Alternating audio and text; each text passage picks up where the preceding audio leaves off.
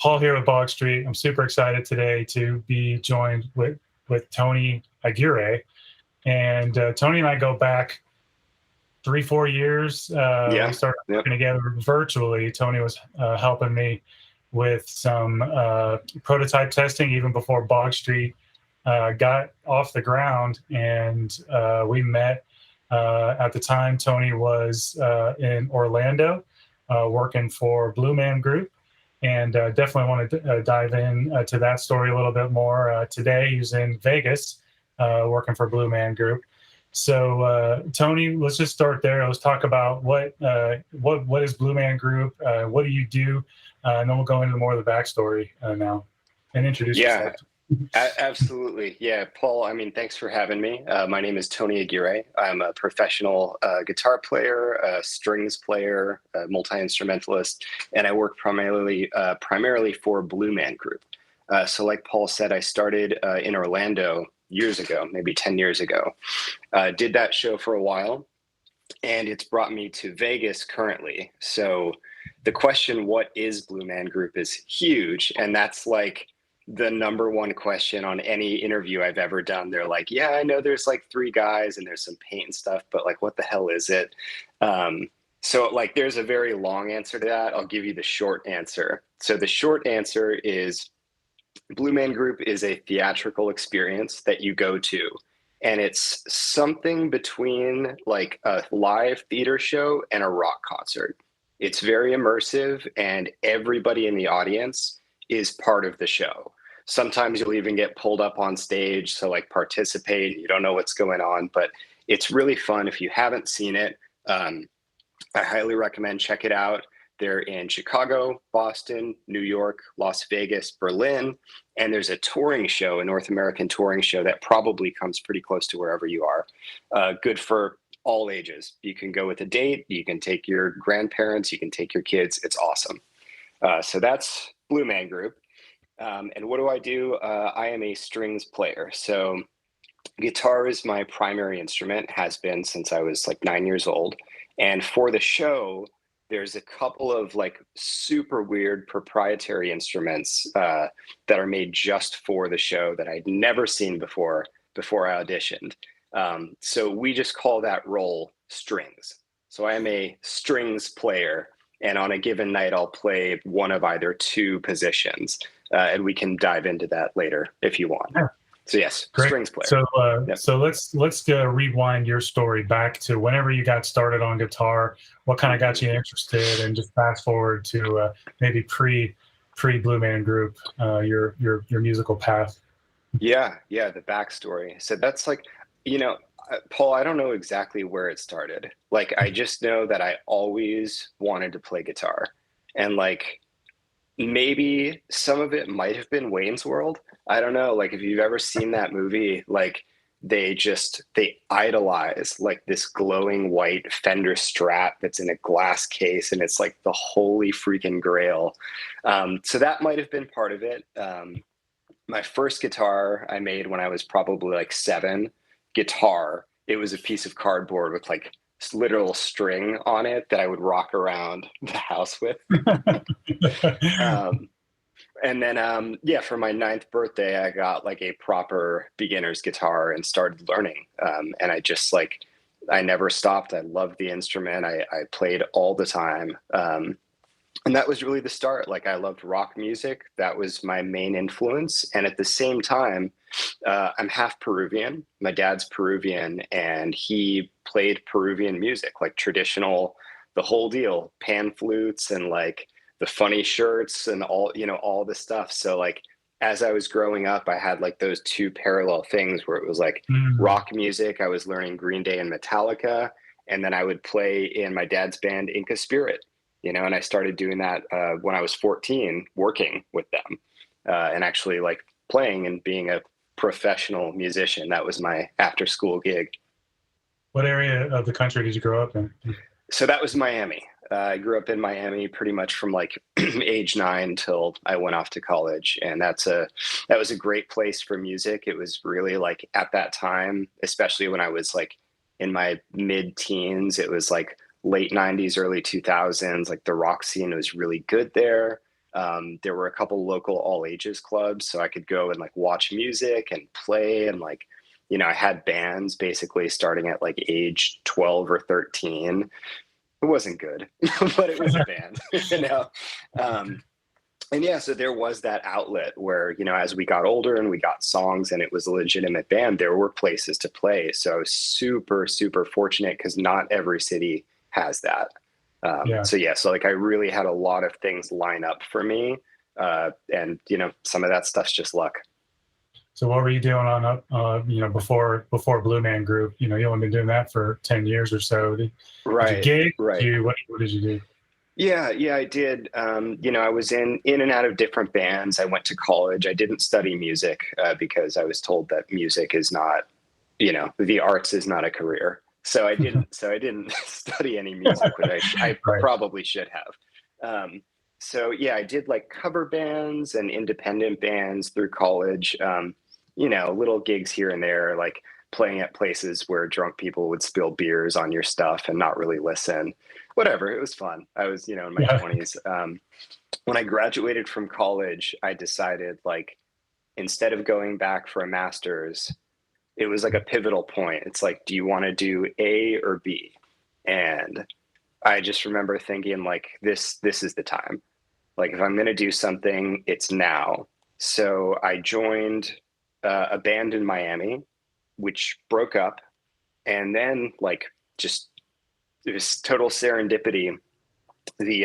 Like one of my best friends from when I was growing up in Miami, I was in a band with him all through high school, calls me right after this other band had broken up. And he's like, hey, my band based out of Orlando, Transmit Now, is about to go on tour. We need a guitar player. I was like, perfect. So I went out on this van tour. I was probably like early 20s. And that was the next like 3 years of my life, like making zero money, living in a van, just doing like all the stuff that, you imagine bands doing, like, Right. hustling to sell CDs, to like pay for gas, and doing like these crappy shows and some good shows. And that was like really kind of what launched me into like, okay, this is something that I think I can do long term.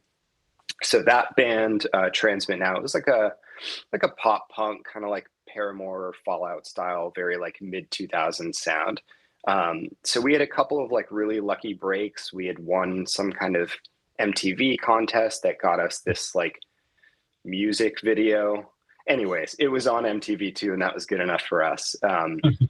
But yeah, there was some momentum there, and we ended up getting signed to Silent Majority Records, which was a subsidiary of Warner, which was incredible. We were like, oh, we got signed, and we had a lawyer look over it, and he's like, this is the worst, most one-sided contract I've ever seen in my life. And we were like, I don't care. Yeah. I'm going to sign it. So we did. And then we had like, I want to say 2 good years where we were put on a bill with some of their bigger acts. I think, I'm trying to remember who else they had. They had Framing Hanley, which, was kind of like a mid-tier band, but like the fans that liked them were like diehard. They had they had a good fan base. So we were on their shows, opening up for them. I think the label also had Tantric, I think, at the time. We never did any shows with them, unfortunately. So we had like 2 good years of touring, and like very typically like the band story, it was like this, and then it just all crashed. Like, we just, once we were on the label, it was a lot harder to make money because our CDs costed us a lot more. So like instead of 90 cents a record, it was $6 because we had to buy it through the distribution. So like that was 08, 09. So like the gas prices were massive. Like our RV kept breaking down. Like the band started fighting, so that disbanded. It broke up eventually. The band broke up. It's like 2011, maybe something like that. The band broke up. I'm in Orlando. I'm living there with nothing at this point, like nothing to do. I'm like, oh God, like what's going on? And then my girlfriend at the time, who's now my wife, she was like, I remember she's on the computer and she's like, super random. She's like, do you think if I played you a song, you could play it back. I was thinking about that. I was like, I mean, depending on what it was, like probably if it was something super crazy, no, I'd have to learn it. But she was like, okay, so there's an audition for Blue Man Group for like guitar player for strings. And I was like, my immediate answer was like, no, like I can't do that. It's not. And I was completely opposed to it. And she nagged me. Were you opposed because it wasn't interesting to you, or because you didn't think you would have what it took to? It was total self-doubt. Yeah. I didn't think that I had any of the skill set or the value that a company like that would be looking for. And, you know, and that continued all the way through. So she like nagged the shit out of me for like 2 weeks. And eventually under that pressure, I broke down. I was like, okay, I'll write the CV, the resume, I'll send it in. And I did. And they're like, okay, so then there's the open auditions. And I go to these auditions, and there's probably like 30 or 40 of the local Orlando cats, and I know almost all of them. So I'm sitting like in Universal Studios in like the waiting room, the lobby, and I'm like, oh, there's this guy, and there's this guy, and there's that guy. I was like, there's no way. I was like, I know all those guys, they're killer. I'm not going to get this. So I was like, but whatever, I'll just have fun. And I go into the audition, and it's like, I'd never auditioned for anything in my life. You know, like I'm a rock guitar player. I can't read music. I, you know, had toured in vans and stuff. Like, I just thought it was way, way out of my league. So I'm in this room, and there's a bunch of like weird instruments and like 2 or 3 drum kits. And like, it's just super overwhelming. And there's 8 dudes just sitting in like a horseshoe pattern, just looking at you. Like, obviously all pros, it's the band. And they're like, okay, so this is how it's going to work. We're going to play you a song, and then you're going to play it back. And I was like, okay. So they play a piece called Drumbone, which is like one of the iconic ones. If you've ever seen like the classic Blue Man photos, it's the 3 guys, and they're holding the large PVC instrument where all 3 of them are holding it, playing it. The Blue Men weren't there. It was just the instrumental stuff that the band plays behind it. And they start playing it. It's a drummer, bass player, guitar player. And I'm looking at the guitar player, and it's like, it's dumb simple. It's like, it's 3 power chords, and it's like bum bum ba da da da da bum bum ba da da da, like just like that. Like, and I'm looking at it, I'm like, okay. So I watch, and I'm like, okay, I think I, reasonably have the idea. So I put on the guitar, and like before we're starting, I remember I had like this moment of like, is this a trick? Like, do they want me to like shred some solo over this or something? And like, thankfully, I decided against that. I was very close. But they had said, just play it back to us exactly like we played it. And I was like, okay. So then we start, and I play, and, I fuck up a couple little things, but like for the most part, I played along with them, and like, there was just no reaction from them. They were like, okay, great. Thank you. And then I walk out, I'm like, well, okay, that's that. So I was like, let me just go home and forget about it. And then a couple hours later, I get a call, and they're like, okay, we want you to come back for the callback audition tomorrow. And I was like, okay, all right. So then I go back the next day. All he did was the first time was played some power chords. The first time, that's it. Just went in that's it. That one thing. I would come to learn later that it's a lot deeper than that. Like it may just sound like power chords, but like, this reminds me of like this one thing, like sidetrack. When I was in college, I was working at this shitty restaurant. It was called American Cafe. It was basically a Ruby Tuesdays, but it wasn't even good enough to be called that. It had the same menu. And I was serving there, and it was terrible. And I remember waiting on this one dude who was like talking to this older gentleman. He was like, what do you want to do? I was like, oh, I want to play guitar. And he looks at me, and he's like, there's a lot of guitar players. And I was like, yeah, but they don't all play it the same. And he goes, yeah, that's true. And like, that's kind of what was happening in that audition, is like, it's deceptively simple, but there's so much stuff that you can tell from just literally 45 seconds of playing. You can hear timing, intensity. You can see like the body posture and your stage presence. You can see how you're interacting with two other musicians, your sense of timing. Like there's so many little details. And like I would learn later that like Blue Man is all about that. Like it's all about these really fine, particular details that you really, really have to listen for and pick up on. That's cool. So yeah, it's like that's interesting. deceptively, it is. Yeah. And I never ever would have like realized any of that stuff. Cause I didn't think that way. Yeah. So you call back. You got called back. So the call back. So I get the call back and I go back the next day. And it's like maybe 4, 5, 6 people this time. So it had gotten whittled down. And same thing. I'm just sitting there. I'm like, I'm not going to get this. I don't know why I'm here, still like totally overcome with like self-doubt, as is like very typical with artists, that like for most artists that I know, that goes hand in hand. It's like you're constantly fighting this self-doubt of what you can and can't do. So I go up in the audition. It's the same thing. It's the same dudes in the room, all the instruments. And they're like, okay, so we're going to do the same thing we did yesterday. We're going to play you something. You're going to play it back, except now it's going to be on the electric zither. And I never had seen this thing. And basically it looks like the inside of a piano. So a zither is like a traditional German folk instrument that has multiple rows of open tunings. Like there's no frets or anything. It's just strings on this slab of wood.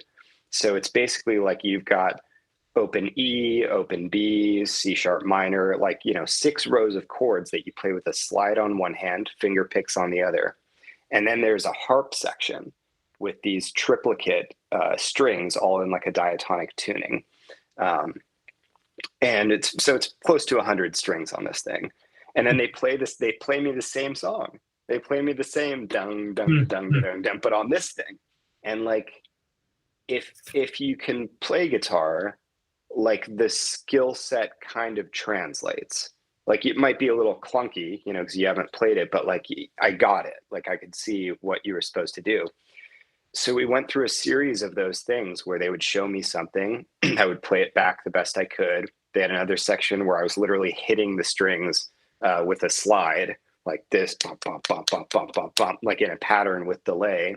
They had me do some finger picking, and then they stuck a Chapman stick on me. If you've never seen a Chapman stick, it's like a long, basically looks like just a guitar fretboard, no body. It was invented by this guy with the last name Chapman, I think Emmett Chapman, maybe in the 60s or 70s. You play it all by tapping. But this one, you play just one string and you bow it, like with maybe like this big of a section of a bass string. So you bow it. Very weird. So I went through all that stuff, like was just sweating the whole time. You never super played nervous. Never. I'd never seen it. I had never seen any of these things. Yeah, had no idea. But surely they knew that too. They know that. They know that. Yeah. Nobody's expecting you to come in there and just like shred this thing. What they're looking for is somebody who like is enthusiastic, has raw talent, can follow directions. That's huge. Because as I'm playing, they're like, no, try this. Like, don't push so hard on this part. Like, do this, watch your attack on this. And like, that's what they're looking for. They're like, does this person have the skills? Can we train them? And like, are they cool? Am I going to want to work with this person? Because that's 50% of it. It really is. Like, what does it matter if somebody's the best player in the world if you can't spend 10 minutes with them in a room? Yeah. So we go through those things, and later that day I get a call and they offer me the position. And I was like, I think the first thing I said to the manager when she called me was shut up. I was like, really? So it's like, okay. So that's the audition story. And wow. I think they've done it that way forever, and they still do it that way. So So take me through a little bit, because we actually met in person finally in Orlando, Yeah. pre-COVID, and got to hang out a bit. I know there was just kind of like this ebb and flow with Blue Man as like a full time, being able to Yes. work on that as a full time commitment. And I think Hmm. almost every musician that I've ever known, at least, deals with that. Where it's like they like to say that they're a full time musician, but the Hmm. reality is you got to do what you got to do to make ends meet, right? So Yeah. maybe you talk a little bit. Like I definitely want to hear about maybe like how you survive, like kind of like the real story. It's like, oh, I got the Yeah. gig and I've been with Blue Man ever since. That's not reality, right? Yes. So it's been Yeah. some tough Yeah. times. So take us Absolutely. through COVID, and then even how you got the latest position. Yeah. Yeah. Yeah. Definitely. And I think, like, dude, that's a huge point, because I think, especially now, like in the era of like Instagram and YouTube and like social media, like if I was a young musician, I think I would feel very excited about all that stuff, but also really overwhelmed, because you're seeing all these people that are only presenting the best. You know what I mean? The best versions, the best Right. takes. Like, so when you watch a video of any of your favorite influencers, like, that's not take number one. It's not, and it's okay, but like I think it's important to remember, like, that things that we're seeing on surface value are the best versions that somebody's capable of. And it's important to like remember, as a musician or artist yourself, like, it's okay to make mistakes, and it's okay to not be the best, and it's okay to not win all the time, because you're not going to. Yeah. So yeah, to follow up on that, like, my whole musical career has been like this. You know, that's the reality of it, the whole thing. So when I Mhm. got hired in Orlando, I wish I could say, and I lived happily ever after. Done. Thanks for the interview, man. That was great. But it wasn't that. Um, I got hired in Orlando as a part-time player. So like that was great. I was working a lot. I was playing a couple shows every week. I was learning, I was being immersed in that world. But at the same time, I was doing other work. Like I was teaching. I was doing substitute teaching. I was teaching SAT prep. So I was leading like, this dual life. Like you said, doing what you have to do to pay bills and to get through it. And then after about a year, Blue Man offered me a touring position, which was full time, the North American tour. No, it started on the cruise ship. Blue Man had a show on a cruise ship for a couple of years, which was an incredible experience. Super weird. Lived on a boat for 4 months. But Oh, basically, once they offered me the touring spot, those were full time. And I took a series of tours from probably for 5 or 6 years. I were lived you on the married yet road. at the time? No, not yet. Yeah. Not yet. It's really difficult. Yeah. It is not easy. But I was with the same person who I eventually was married to. Mhm. And yeah, it was really difficult for both of us. So I Mhm. lived on the road. I did the North American tour for like 4 years, and then I headed the world tour for I think like a year and a half. Mhm. And that was like, so that's like 2017. So I worked with Blue Man the whole time, and it's like touring is amazing. Like the money's great. I got to see the world. I got to play every day. But when you tour, you can't put down any kind of roots. You live out of a hotel room, right? So you don't have like, this is my studio, like here's my dog, here's my partner. Like you don't you forego those things. Yeah. Which at that time of my life was okay, because I was in like my mid to late 20s. So I finished the world tour, and I'm like, I need to come back. I can't live on the road anymore. So I came back, made a decision. Okay, I'm going to go back to my part-time position at Blue Man. And I started up real estate. Super, super random, but I had actually gotten my license a couple years back just because I was interested in it. And I dove into real estate full time for a number of years, and all through the Mhm. pandemic. And, that was really good for me. Like, it was like a solid job to have, especially at that time. And you guys know, the housing market. So it was a good place to be. And again, part of that was just luck. It was timing. The downsides of that, it's tough work. Nobody claps when you finish a job, like they don't. Right. And it's, it's difficult. It's a grind, and it's really like, personally, I carried a lot of stress through that job, like a lot, really hard on me. So coming to now, like, the beginning of the pandemic, unfortunately, like everything, Blue Man Orlando shuts down, and that ends up being permanent, which is really, really, really sad. So all the musicians there, that show is just gone, not coming back.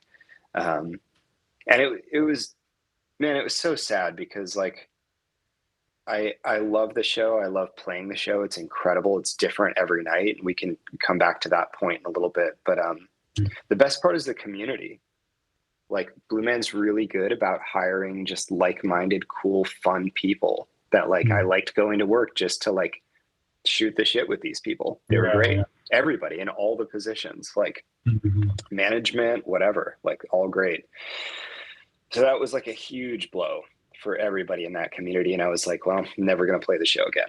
That sucks. I was like, at least, I have a job. That's great. Maybe I'll start a cover band or something, or I'll start doing something else. But it was really sad.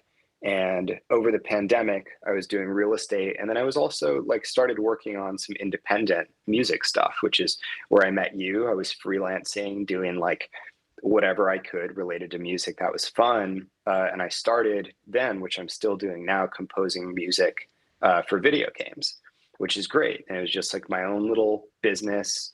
And, I never had any kind of dreams of like making it like a huge thing. I was like, this is just something I like to do. That's a really good outlet for this creative energy. And it's fun because it's video games. So it's not like the rules are not the same as cinema or film. Like it's totally like wide open. You can pretty much do whatever, just because of the nature of the media. So I developed that over the pandemic, and then, cut to a couple months ago, Blue Man Vegas is like, hey, we're short staffed. Do you want to come out here and do some shows over Christmas break just to help out? I was like, oh, amazing. Yeah. I'll go out there and meet the cast and do the shows. And I did. And everybody was going down with COVID. And like at the very end of it, like they had extended my stay by 2 weeks. And I was like, guys, I have a full-time job. I got to go. Like I can't stay here forever. And so before I left, they were like, okay, we want to offer you a full-time spot. And it was like amazing news. I went back, I thought about it really hard. And there were just a lot of factors that made that, I think, the right choice at this time. So I accepted it. And now I live in Las Vegas. Yeah. It's really hot. Yeah. At least you sort of, it may not be the humidity, but you had some training in Orlando. It gets hot there. Yeah. It's Minnesota or something. Hot is hot. But yeah, so now I'm right. So you haven't been there that long, right? How long have you been? No, I just moved here in March, so a couple months. Yeah. But yeah, it's really an amazing opportunity. I'm super grateful. So I play the show full time, and with the off hours, I work on developing and writing and composing more. That's cool. Well, congratulations on your job in Vegas, and thank you. That's awesome. So I guess I'm curious if there's any like anybody that's curious about the show, the show itself, the things that make it unique. You talked a lot about the attention to detail and the sort of camaraderie and personalities, and like what makes the Blue Man Group so special. Maybe talk about that a little bit, and then ask any questions that you get asked a lot. Like, are there just 3 main guys? Was it, because you're not in makeup every night, I'm guessing. Yes. So, I mean, what makes the show special? There's nothing else like it. There is no other show like that you will ever see. And if you go see the show, I guarantee it's probably going to be the best 90 minutes you've ever spent in a theater. even if you don't like theater, especially if you don't like theater. So like the show is about three blue beings that show up, and we don't know where they're from. It doesn't matter. They're not from here, right? So they show up and they're exposed to the audience, who is the fourth, character in the show aside from the band. And throughout the course of the show, they learn about our world, and they don't speak. They communicate with body language, music, and humor. And like it's stuff that like everybody gets. If you're 5 years old, you'll get what's going on. If you live in Saudi Arabia, which we've done the show there, you'll get what's going on. If you live in Canada, like it's universal human stuff. So it's about looking at our world through a different set of eyes. And that's where all of the humor comes in, because you'll see them do stuff with everyday objects like, oh, that's super weird, but okay, I get it. So it's just an amazing show. And then, the music, the instrumentation is crazy. Like, it's so creative. There's paint everywhere. There's lights all over the place. Like, there's exploding stuff into the audience. They go into the audience. They may grab your partner and bring her up on stage. Like, anything can happen. And then the band, we don't wear blue. We have like these kind of blacklight costumes, and we'll show up here and there throughout the show supporting the action that's happening on stage. So it's kind of like we're scoring in real time the action and the movements. So like, seriously, like if the blue man throws something, there might be a sound on the zither. Woo! Like seriously, something like that. It can be different every night. It is, and the way that I'll explain that is like the journey that the characters take, the Blue Men, is the same. They go A, B, C, D, through the show, but the spaces between those milestones can change drastically. So like if a Blue Man decides to do something different, he may be going A, B, C, and then he skips E, goes straight to F because he sees somebody holding up a fake leg, twirling it, which I've seen, and then they grab that and do something with it. So then the band has to respond. So like you'll have to, everybody, all four of you, improvise and create 16 bars of music there that fits with the show, and then come back to, point F. So it all looks like the entire thing was scripted, like, basically, even though it's a mix of what you expected to happen and what you had to improvise and come up with on the fly scoring. Yeah, because I mean, random stuff happens in the show, and because of the nature of the character, like audience members are much more likely to participate with silly things, just because the character is like dehumanized, depersonalized, so it's not like you're looking at me as a person, you're looking at like this blank canvas character, and it helps to make the audience more open and receptive to doing things with them, which is cool. Well, it sounds like a lot of fun. Definitely encourage everybody to check it out, show if they can. And if you're in the Vegas area, definitely check you guys out. Please, last couple questions I have is, number one, would you have any advice for anybody that's an aspiring musician that would, wants to be on the Vegas Strip, or, wants to aspire to, I know a lot of your story isn't like, I'm here because I did this. A lot of it's luck, and a lot of it's being in the right place at the right time. Yeah, it is. You do also make your own luck to some degree. You have you have life experience, but you also happen to be a pretty good solid guitarist, and so maybe you talked about self-doubt earlier. You talked about being the kind of person people want to play with. What would your advice to the aspiring musicians out there that are looking to take that track? That's such a good question, and especially for like the generation that's coming up. I think that's more important than ever, like, because there is so much self-doubt, like, inherently as an artist. And then, like I said, when you're seeing all of these flashy perfect personas, I imagine it might make it even harder, and create more of that, because you're like, wow, these people are so good. I'm never going to be able to do that. I can't do that. So the first thing I think I would say is, like, if you really want something, like if you really want to be an artist or a writer or an entertainer or something, if you want whatever it is, you've got to commit and go for it. And like you said, some of it is luck and timing. Like, you know, the opportunity has to present for you to be able to take advantage of it. And for you to be able to take advantage of it, you do have to be prepared. So that's the other half of it, is like, you need to hone your skill in whatever it is. You know, if you're an artist, you need to sketch and paint and just make more art, make art, make art, make art. And if you're a player, you need to learn songs. You need to do this and that and play with a band and play with a metronome and understand these things that are going to elevate you, you know, from the rest of the masses, because there is a difference. You know, there's a definite difference for somebody that pours their whole intention into something. And I do think that to a certain degree, like that can outweigh some talent.